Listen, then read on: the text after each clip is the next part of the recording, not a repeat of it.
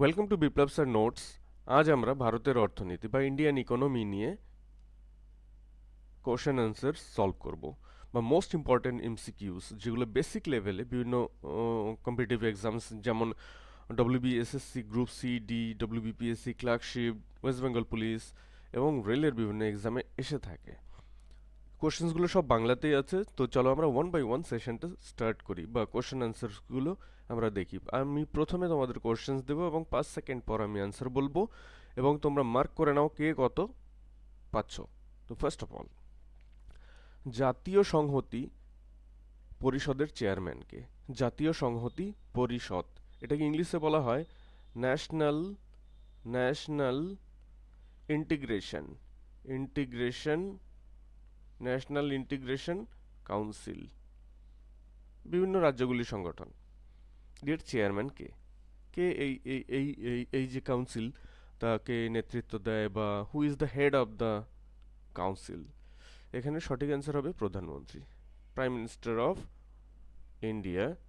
ভারতের প্রধানমন্ত্রী, তিনি ন্যাশনাল ইন্টিগ্রেশন কাউন্সিল বা জাতীয় সংহতি পরিষদের চেয়ারম্যান। আমি ইংলিশ টার্মগুলোও বলে দেবো যেখানে যেখানে প্রয়োজন, কারণ অনেক সময় এক্সামে ইংলিশ টার্মও থাকতে পারে বা অনেক সময় তোমরা সেন্ট্রাল লেভেল এক্সাম দাও যেখানে বাংলায় কোশ্চেন নাও থাকতে পারে। নেক্সট কোশ্চেন দেখো, কোন পরিকল্পনাকে জনগণের পরিকল্পনা বলা হয়, মানে পিপলস প্ল্যান? পিপলস প্ল্যান, জনগণের পরিকল্পনা বলা হয় পঞ্চবার্ষিকী প্ল্যানকে।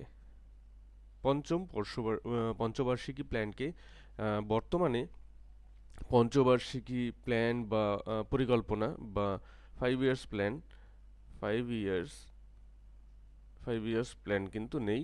এর পরিবর্তে কি এসেছে? নীতি আয়োগ। নীতি আয়োগ এসেছে। এই নীতি আমি এই স্পেলিংটা কিন্তু ভুল লিখেছি, NITI। এই নীতির আবার ফুল ফর্ম রয়েছে, NITI, নীতি ফুল ফর্ম রয়েছে ন্যাশনাল ন্যাশনাল ইনস্টিটিউট ইনস্টিটিউট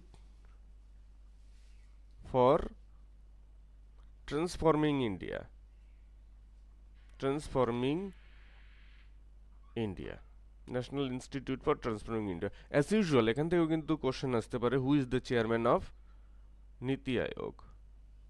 নীতি Aayog same, prime minister is the ex officio chairman of NITI Aayog. ঠিক তেমনি আগে যে প্ল্যানিং কমিশন ছিল, পিসি বা পরিকল্পনা কমিশন, সেখানেও কিন্তু এক্স অফিসিও চেয়ারম্যান ছিলেন প্রাইম মিনিস্টার অফ ইন্ডিয়া, ভারতের প্রাইম মিনিস্টার বা প্রধানমন্ত্রী। চলো আমরা নেক্সট কোশ্চেনে চলে যাই। পাবলিক অ্যাকাউন্টস কমিটি পার্লামেন্টের একটি স্ট্যান্ডিং কমিটি। এটা অনেকগুলো স্ট্যান্ডিং কমিটি থাকে, public accounts committee, estimates committee ইত্যাদি ইত্যাদি। এগুলো হচ্ছে পার্লামেন্টের সব standing committee, standing standing committee. এখানে মোট সদস্য সংখ্যা কত? এখানে মনে রাখবে মোট সদস্য সংখ্যা হচ্ছে 22, অর্থাৎ লাস্ট যে অপশনটি রয়েছে এটি ঠিক। এর মধ্যে মনে রাখবে এখানে লোকসভা থেকে মেম্বার থাকে, লোকসভা থেকে থাকে 15 জন এবং রাজ্যসভা থেকে থাকে 7 জন, টোটাল 22 জন। 22 জন, কারণ আমি এটা বলে দিচ্ছি এই কারণেই, কোনো কারণে তোমাদের এক্সামে বলতেই পারে যে পাবলিক অ্যাকাউন্টস কমিটিতে রাজ্যসভার প্রতিনিধিত্ব কতজন বা লোকসভার প্রতিনিধিত্ব কতজন, বা এরকম কোশ্চেন থাকে যে পাবলিক অ্যাকাউন্টস কমিটি লোকসভা এবং রাজ্যসভার সদস্যদের রেশিও কত, অনুপাত কত, তখন 15:7, এরকমভাবে কিন্তু অপশনগুলো দেওয়া থাকবে। তো চলো আমরা নেক্সট কোশ্চেনে চলে যাই। জাতীয় অর্থনীতির উন্নয়ন হারটি নির্ভর করে সঞ্চয় আয় অনুপাতের উপর। এই তত্ত্বটি কার? জাতীয় অর্থনীতির উন্নয়ন হারটি, তার মানে development of national economy, national আমাদের যে সরি সর্বভারতীয় অর্থনীতি রয়েছে, তার যে ডেভেলপমেন্ট বা উন্নতি সেটা কিসের উপর নির্ভর করে? সঞ্চয়, সেভিংস, সঞ্চয় আয় অনুপাত, সেভিংস ইজ টু আর্নিং। মনে রাখবে সেভিংস ইজ টু আর্নিং। এই অনুপাতের উপর, রেশিওর উপর নির্ভর করে। এই তত্ত্বের প্রবক্তা হচ্ছেন হ্যারড ডোমার। মনে রাখো, এখানে রাইট অ্যান্সার হচ্ছে হ্যারড ডোমার। তিনিই বলেছেন যে যে কোনো দেশের জাতীয় অর্থনীতির উন্নয়ন হারটি সেই দেশের সঞ্চয় এবং আয়ের অনুপাতের উপর নির্ভরশীল। তো চলো আমরা নেক্সট কোশ্চেনটি দেখি। নয়া অর্থনীতিক, নিও নিও ইকোনমিক নিও ইকোনমিক নয়া শিল্পনীতি, নিও ইন্ডাস্ট্রিয়াল পলিসি, ইন্ডাস্ট্রি বা ইন্ডাস্ট্রিয়াল পলিসি কত সালে, এটা কটা হবে না, কত সালে হবে, কত সালে কার্যকারী হয় বা কত সালে গৃহীত হয় এই শিল্পনীতি, অর্থনীতি, নতুন নয়া বা নতুন অর্থনীতি ভিত্তিক শিল্পনীতি? এখানে রাইট অ্যান্সার হচ্ছে অপশন সি। যদিও ABC লেখা নেই, তবে থার্ড অপশনকেই সি হিসাবে ধরে নাও। ঠিক আছে, তো চলো আমরা নেক্সট কোশ্চেনে চলে যাব। সিড বি, সিড বির ফুল ফর্ম কি? Small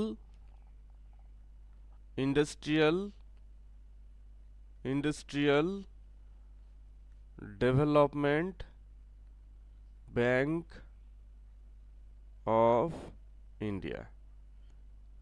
small industrial development bank of India, এটা হচ্ছে সিডবির ফুল ফর্ম। এটাও জেনে রাখা উচিত। এর সদর দপ্তর, হেড অফিস কোথায়? এখানে রাইট অ্যান্সার হবে লখনৌ। লখনৌতে সিডবির সদর দপ্তর অবস্থিত। তো চলো আমরা নেক্সট কোশ্চেনে চলে যাই আজকের ইকোনমি সেকশনের। উত্তর পূর্ব রেলের প্রধান কার্যালয় কোনটি? উত্তর পূর্ব rail means north east, north east frontier নয় কিন্তু, নর্থ ইস্ট। অনেকেরই একটা টেন্ডেন্সি থাকে কলকাতা করে দেওয়া, but Kolkata is not right answer. এখানে রাইট অ্যান্সার হচ্ছে গোরক্ষপুর। গোরক্ষপুর, যেটি উত্তরপ্রদেশে অবস্থিত, উত্তরপ্রদেশে অবস্থিত, এবং এখানে রয়েছে দেশের দীর্ঘতম রেলওয়ে প্ল্যাটফর্ম, যেটি উত্তরপ্রদেশে অবস্থিত। এটি হচ্ছে উত্তর পূর্ব রেলের নর্থ ইস্ট রেল, উত্তর পূর্ব রেলের হেডকোয়ার্টার বা হেড অফিস। তো চলো আমি পরের কোশ্চেনে চলে যাচ্ছি। দেশের আর্থিক উন্নয়নের সবচেয়ে উপযোগী সূচক কোনটি? একটা ইন্ডিকেটর থাকে যার দ্বারা বোঝা যায় যে কোনো দেশ আর্থিকভাবে উন্নতি করছে কিনা বা উন্নত হচ্ছে কিনা। তার জন্য GDP, GNP, NNP, PCI. PCI মানে হচ্ছে, জিডিপি মানে হচ্ছে, মানেগুলো আমি বলেছি, ডোমেস্টিক গ্রস ডোমেস্টিক প্রোডাক্ট। অর্থাৎ কোনো একটা দেশ, সাপোজ ভারতের একটা ভৌগোলিক সীমা রয়েছে,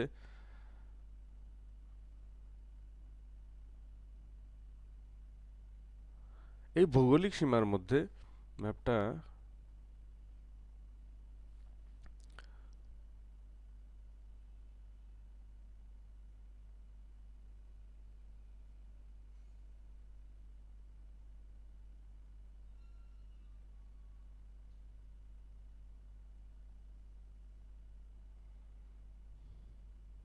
আচ্ছা, একটা ভারত দেশ, এর যে বাউন্ডারির মধ্যে যে এলাকা রয়েছে, এই এলাকাতে ভারতীয়রা, এই এলাকাতে যে পরিমাণ প্রোডাক্ট উৎপন্ন হয়, এই নির্দিষ্ট ভৌগোলিক সীমার মধ্যে যে পরিমাণ প্রোডাক্ট উৎপন্ন হয়, সেটাই হচ্ছে জিডিপি বা গ্রস ডোমেস্টিক প্রোডাক্ট। এবার জিএনপি মানে হচ্ছে গ্রস ন্যাশনাল প্রোডাক্ট।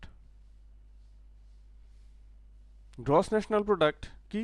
এই যে জিডিপি যেটা ধরলাম, সেটা তো থাকবেই, প্লাস ভারতের বাইরে বিদেশের যে কোনো জায়গায় ভারতীয়দের দ্বারা উৎপাদিত প্রোডাক্ট যোগ করলে জিডিপির সাথে, ভারত জিডিপি শুধু ভারত, গ্রস ডোমেস্টিক, ডোমেস্টিক কথাই রয়েছে, ডোমেস্টিক মানে দেশের ভিতরে, এর সাথে ন্যাশনাল মানে জাতীয়তাবাদী ভারতীয় সম্প্রদায়ের দ্বারা বিদেশেও যদি আর্ন করা হয়, সেটা যুক্ত করে আমরা জিএনপি পাই। তারপর কি রয়েছে? নেট ন্যাশনাল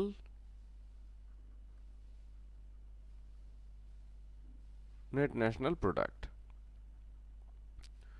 নেট ন্যাশনাল প্রোডাক্টও কিন্তু কোনো একটা অর্থনীতিকে শক্তিশালী হচ্ছে কিনা তার ইঙ্গিত অতটা সুস্পষ্টভাবে দেয় না, যতটা দেয় পিসিআই, মানে পার ক্যাপিটা ইনকাম। পার ক্যাপিটা ইনকাম মানে মাথা পিছু আয়। এখন দেখো একটা ছোট্ট উদাহরণ দিই। একটি পরিবারে 5 জন সদস্য রয়েছে, আর একটি পরিবারে দেখা গেল যৌথ পরিবার, সেখানে 15 জন সদস্য রয়েছে। এখন 5 জন পরিবারে টোটাল দেখা গেল মান্থলি আর্নিং হচ্ছে 20,000 টাকা, এবং 15 জন মেম্বার রয়েছে যে ফ্যামিলিতে, সেখানে মান্থলি আর্নিং হচ্ছে 40,000 টাকা। এখন জিডিপি জিএনপির যদি বিচার করা হয়, তাহলে দেখা যাবে কি দ্বিতীয় পরিবারটি বেশি এগিয়ে। কিন্তু এখন যদি দেখা যায়, কিন্তু ইনকাম টাকার পরিমাণ বেশি হলেই যে সে উন্নতি করছে, উন্নয়নের কথা যখন আসছে সেটা কিন্তু নয়। কারণ এই 40,000 টাকা যখন 15 দিয়ে ভাগ করব, তখন মাথা পিছু ইনকাম হয়ে যাবে অনেক কম, 3,000-এরও কম, 2,700 টাকার মতো মাথা পিছু ইনকাম হবে। কিন্তু প্রথম ফ্যামিলিতে যেখানে মেম্বার সংখ্যা কম এবং ইনকামও কম, সেখানে কিন্তু মাথা পিছু ইনকাম হয়ে যাচ্ছে 4,000 টাকা। তাহলে দেখা যাচ্ছে কি মাথাপিছু আয় যেখানে বেশি, সে মাথাপিছু খরচও বেশি করতে পারবে এবং চাইলে মাথাপিছু সঞ্চয়ও বেশি করতে পারবে, এবং তাদের অর্থনৈতিক উন্নয়ন মানও ভালো হবে। কারণ এখানে মাথাপিছু আয় হচ্ছে 4,000 টাকা, আর এখানে মাথাপিছু আয় হচ্ছে 2,700 টাকা। এখন ভারতের মতো দেশে এত জনসংখ্যা যে অটোমেটিক্যালি সেখানে অনেক সময় জিডিপি বা জিএনএনপি বা ন্যাশনাল ইনকাম এগুলো কিন্তু বেশি হয়ে যায়। তার ফলে কি ন্যাশনাল ইনকাম বাড়লেও যে দেশের যে সার্বিক উন্নতি হচ্ছে সেটা কিন্তু বলা যাবে না। নেক্সট কোশ্চেন দেখো, বিশ্বের কৃষিযোগ্য জমির কত শতাংশ জমি ভারতের রয়েছে?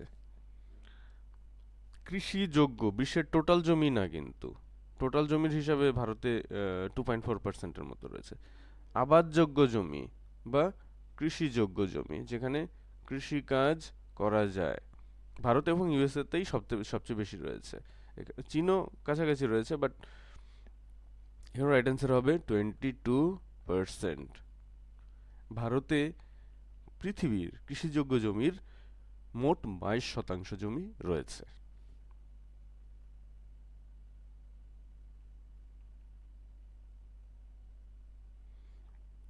নেক্সট প্রশ্ন দেখো, কোনো দেশের অর্থনীতিতে যদি ক্রমাগত মুদ্রাস্ফীতি ঘটতে থাকে, তাহলে কারা লাভবান হবে? মুদ্রাস্ফীতি মানে ইনফ্লেশন। ইনফ্লেশন যদি ক্রমাগত হতে থাকে, তাহলে চাকরিজীবীরা যারা না, তাহলে মুদ্রাস্ফীতি হলে মনে রাখবে যে ঋণ গ্রহণকারীরা বা ঋণ গ্রহীতারা, যারা ঋণ গ্রহণ করে, তারাই কিন্তু সবচেয়ে বেশি বা তারাই লাভবান হয়ে থাকেন।